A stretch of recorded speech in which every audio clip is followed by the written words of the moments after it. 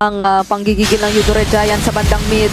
Ay, naku, yan na yung paulan. Ngayon lang natin nakita yung meteor shower na sinalo lahat. Nakakuha lang ng blood bleed din ni Innocent. At mga circling eagle ay gagamitin muna patakas dito nila Kid X.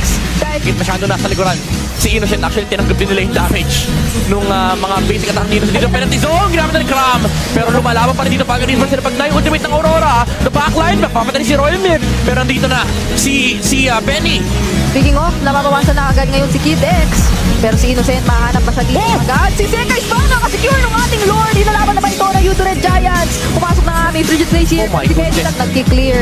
Kaya Ayun na. nga ata ang go signal para kay Kid X. Nag-circling eagle na siya kay Yums. Innocent dito, hindi makapwesto rin. Kasi Guys. hinahanap talaga siya ni Royal Milk. Pero ito na yata yung mga free hit na hinihintay niya na pagkakataon at talagang napumuhusan na nila ng skills yung Falcon Esports. Marereset pa nga yata yung Lord. May gumamit ng Rentry doon, which is si Dax. Oh Pero my naka-out goodness. siya at na-secure pa ng Yudore Giants. Saktong meteor shower lang para sa mga tumatakbo papalayo at si Royal Milk pa yata